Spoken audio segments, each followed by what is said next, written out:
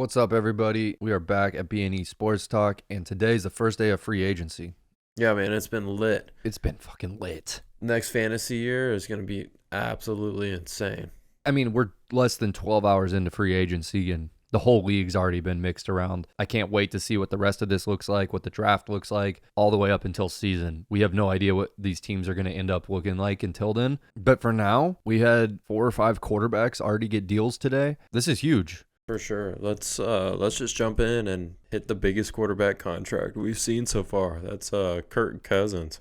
Yeah, bro. Kirk's leaving Minnesota. I think both of us are pretty surprised about that. I'm not surprised that he's chasing the money. He's always been paid fat his entire career. Minnesota just couldn't match the Atlanta's offer. When it comes down to it with Kirk, like, he's just going to go for the money, I guess. And that's all right. Yeah, he's in Atlanta. I don't know what that team's going to look like, but I do know one thing for sure is that they're going to be a hell of a lot better with Kirk than they were with anybody they had in their building last year. Definitely. Desmond Ridder goes to where he belongs, and that's a backup. And he might not even be worthy of backup. But yeah, man, I agree with you. Kirk is going to take them light years above any other quarterback. And I think he's surrounded by a better arsenal of players than he had in Minnesota.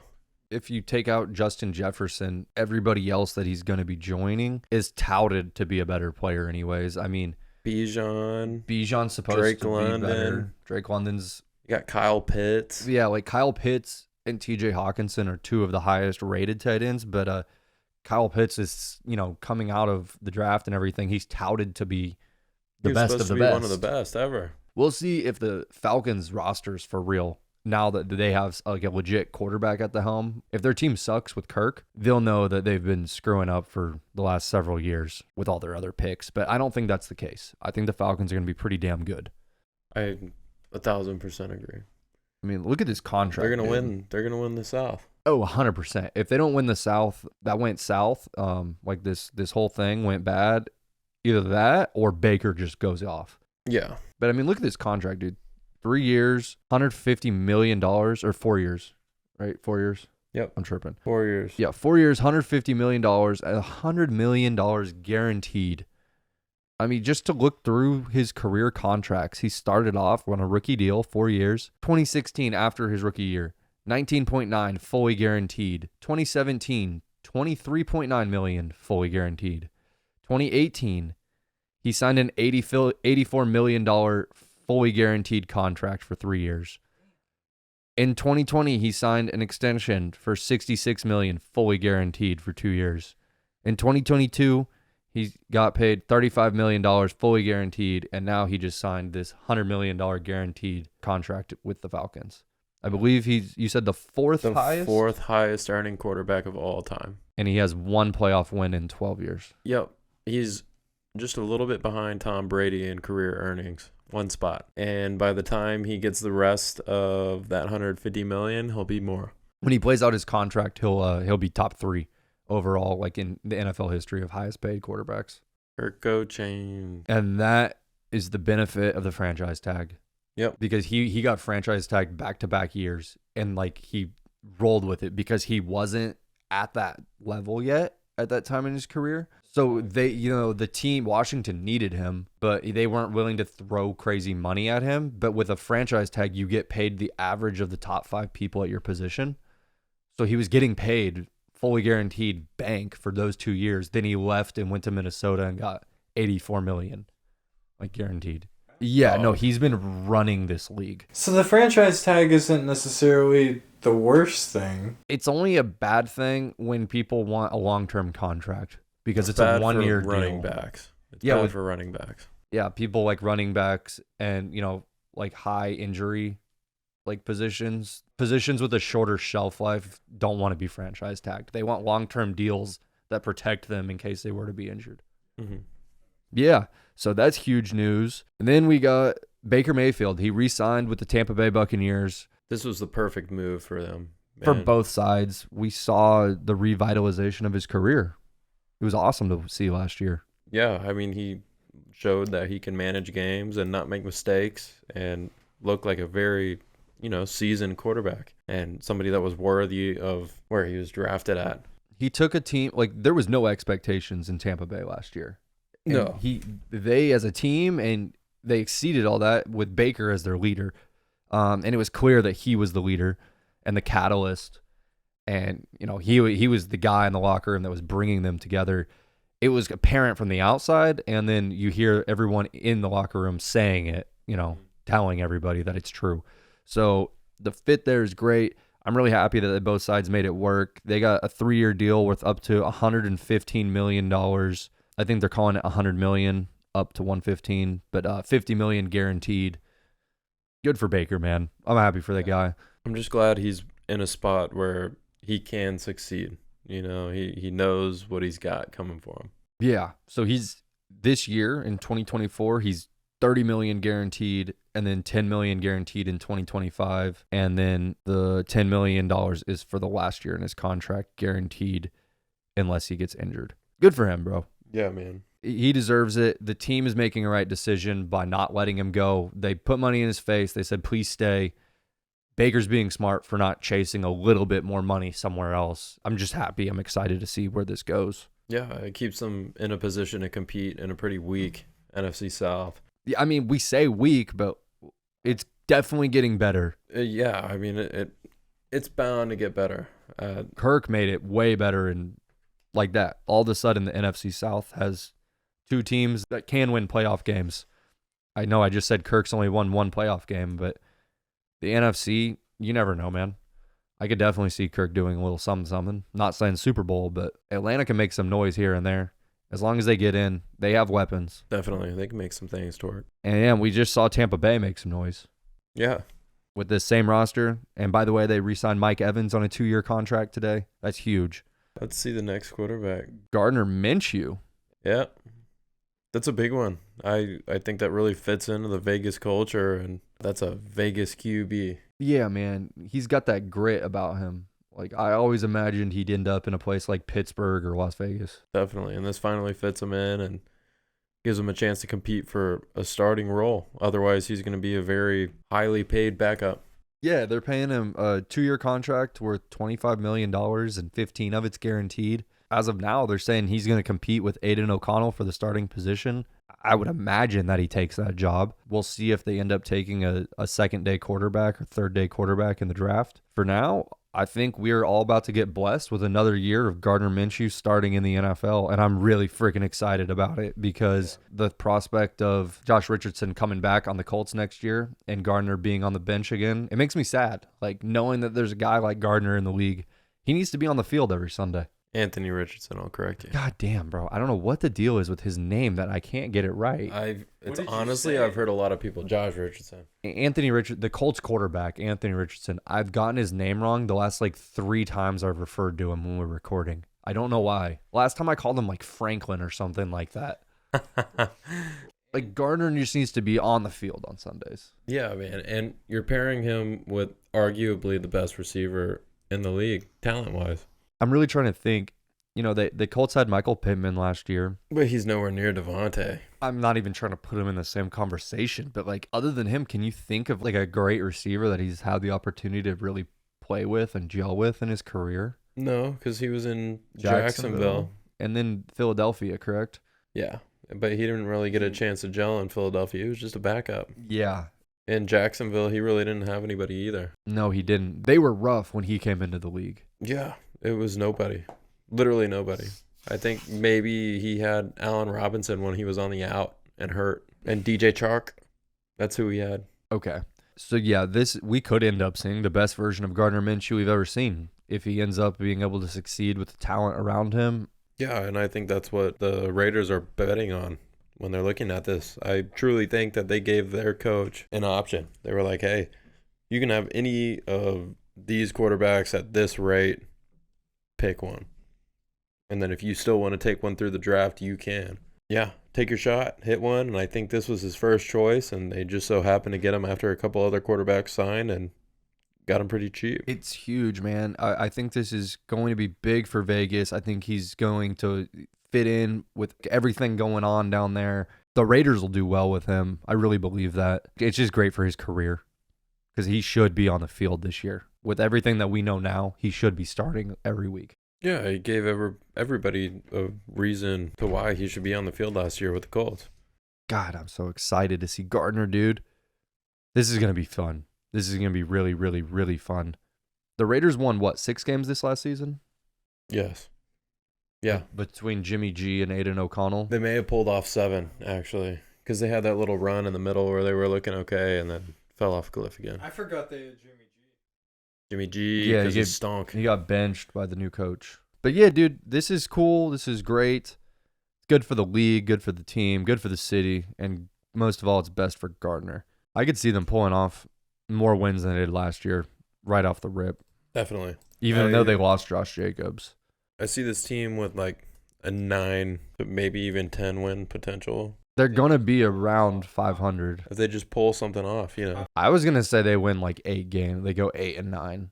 But he's saying they could max potential. Like they could steal a couple of those games we're not expecting and end up like a 9-10 win team. And then everybody's like, oh, okay. I think they're going to win 8 games. Yeah, they're probably going to end up 7 to 8 games because odds are somebody's going to bench Gardner Minshew, and they're going to go with whatever rookie quarterback they pick in the draft. Because Aiden McConnell's not shit. Yeah, like, dude. Or Aiden McConnell. I don't think that's going to happen on this team. Unless they draft a guy and he's just going off in practice. There's no way that, like, the fans are going to convince the coaches to go start some 3rd, 4th round rookie if he's not just going hard in practice. And he darn well might. Regardless of what Gardner's doing on the field. Yeah, I think Gardner should get the full chance. I think he should get a whole year no matter what. Because we've never seen it since... We haven't. We have not seen it. Have we ever seen one full season of Gardner? No. He's gotten hurt or taken over in each of them. Yeah. So I'm ready to see it, bro. Sorry, we've been rambling on about Gardner. I just love that guy. I love Kirk Cousins too, and I'm kind of upset that he went to Atlanta because I don't like Atlanta. I have no opinion on Minnesota, so it's easy to root for him there. Yeah. But I'm still going to root for him. Screw it. Atlanta's my new team in the South. Fuck the Saints. ATL. We've got 2 more quarterbacks to hit you with today. And let's go with Jacoby Brissett right now. Save the big one for last. Big old Brissett got himself a 1-year, $8 million deal to go back to the Patriots and reunite with Gerard Mayo. I think that's a culture move. That's something that I was talking about the other day, that the culture's not really going to change much. They're going to look for some nice in-house built players. Mm-hmm. Jacoby Brissett is one of those. He fits their mold. He knows their system. He knows how things work with Robert Kraft. And I think he's going to go up there and honestly do pretty darn good. He's only 31 too, so like give him a couple years to bridge you. That is crazy. He's only 31. It feels like he's been around for forever. And he's good too. He just hasn't ever got like. I mean, just he's like not. Gardner. He's just not like.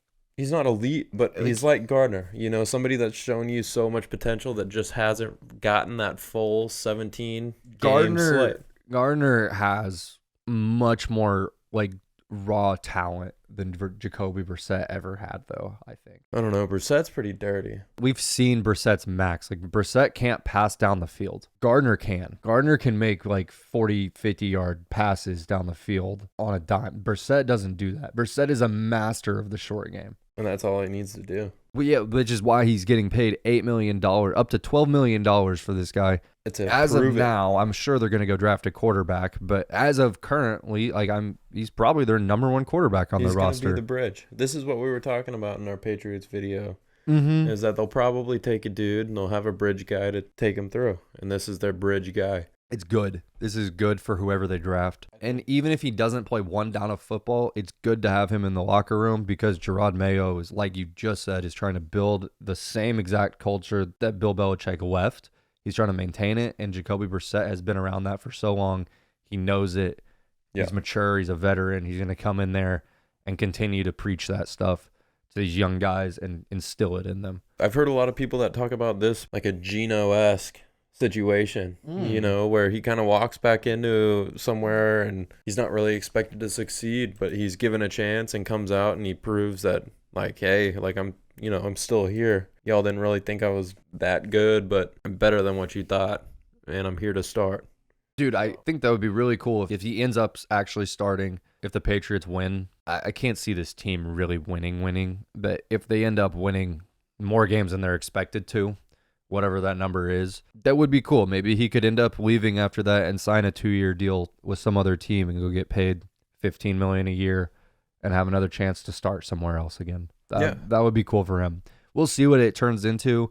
But for now, on the short-term side of things, like we said, it's really just a great culture hire. Good for the team, good for the morale, good for the locker room. Kind of expected at this point with everything, I feel like. For sure. Okay, this was not a free agent move, but Mac Jones got traded from the Pats down to Jacksonville yesterday. For a 6th rounder. And I think that's really good for Trevor Lawrence. I think that's going to put a lot of pressure on him to do something. You know, you don't trade for an ex-first-round quarterback for no reason when, you know, there's so many other options that you don't even have to trade for. You can just sign them for cheaper. Yeah, and, you know, I do think that Jacksonville saw with those couple of games that Trevor Lawrence missed this year. They got scared with their backup situation. And so maybe immediately the reason they signed Mac was just to fill that need. No one's ever going to talk about having a quarterback battle between these two guys. I think it will be, though, because Trevor Lawrence has proven not to be able to take him over the top. I mean, you're right, but at the same time, like, I can't imagine sitting those two dudes in practice next to each other and even having that conversation. I wouldn't make it a conversation. It's kind of an unspoken conversation. That's all it is. We both know Mac has no chance to start. The thing is like just put him there and let him work. And let him just heat up right next to Trevor Lawrence in practice every day. Put him in the quarterback room with him. Let him talk his shit. Exactly. Like, because Mac Jones is like apparently a big shit talker behind closed doors and everything. So, you know, it's good. Like, maybe you light a fire under Trevor Lawrence's ass. Like, maybe this is what he needs. For real. Yeah, Mac knows how to set it up in the locker room, man. Yeah. And I don't expect anything to come of Mac Jones and the Jaguars themselves, but this is good for him. He needs to go sit behind a good quarterback. Yeah. And he needs to be in a healthy environment with a team that's not just shitting all over him. I feel like this is a very similar situation to kind of what I was talking about with him the other day when I was saying I feel like he falls into one of those Buffalo Bills type situations where he's behind a good quarterback. They don't need him, but he's going to have a chance to sit there and learn and figure things out and succeed. People forget that he sat down at Bama for 3 years before he took over as a senior. Yeah, and he just had that. Sat there and hung and wanted to learn and get better and then throw it all out on the field when he was given the chance. Yeah, he had those few, I think he played the last 3 games of his junior year when Tua got hurt, and he was rough.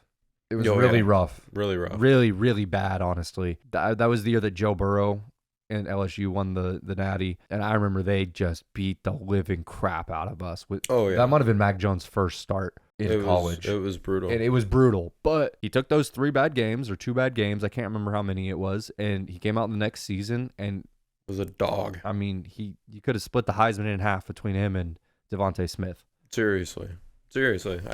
That was halfway, if not 3/4 his.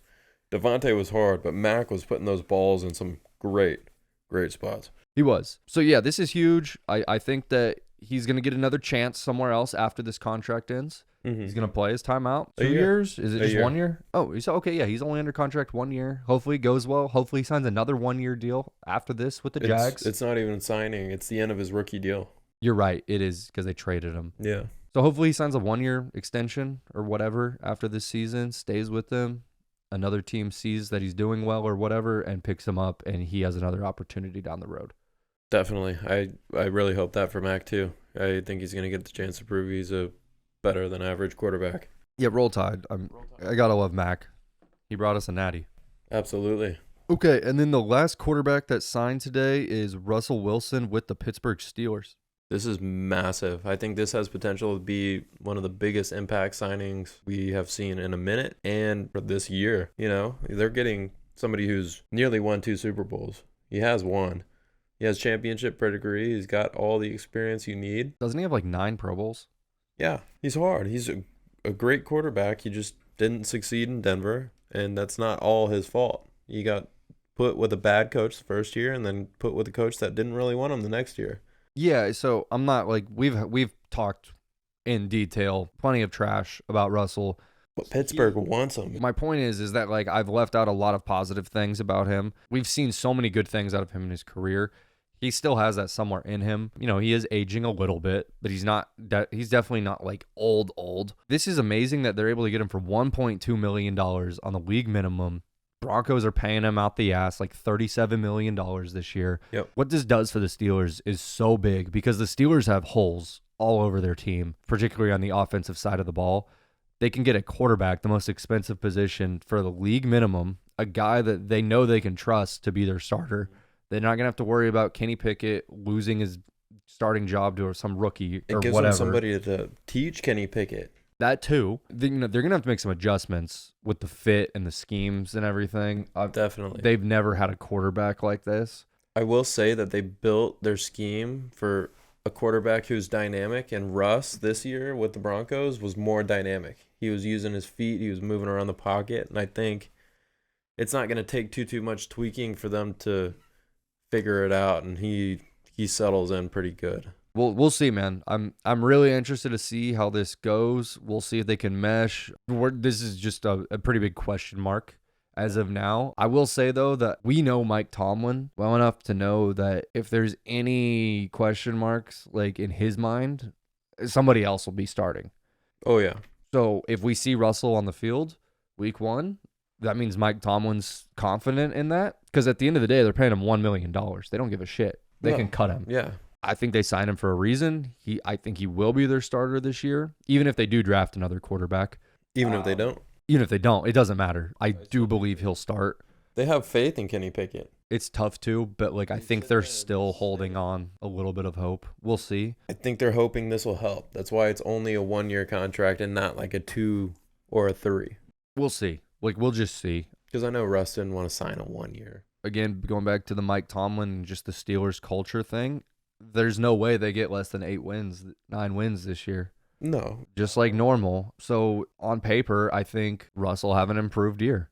For sure. Like on his winning percentage, which is, I know we go so deep into stats and everything, but at the end of the day, like if you're winning football games, That's all that matters. that's all that really matters, especially in the eyes of the GMs. That is it. This is a huge day, and there's still a few more quarterbacks that are out there that have yet to be signed. Guys like Ryan Tannehill, Jameis Winston, Sam Darnold, Tyrod Taylor, Drew Lock. He had that one good game last year, flashed a little bit. I'm sure he'll get a solid backup contract somewhere else. He should. Mason Rudolph actually led the Steelers to several wins in a row this year. I was surprised. Right. I think he ends up re-signing back in Pittsburgh. He should. Just to compete it out, Yeah. But all right, guys, we will see what else happens with these quarterbacks, but the big ones are pretty much already squared away. Yeah. We'll catch you on our next video with some running backs. Yes, please like, comment, and subscribe. We are chasing 100, so please be the 100th subscriber, and you can submit us any question, and we will do a video on it. We'll catch you later. Peace. See you.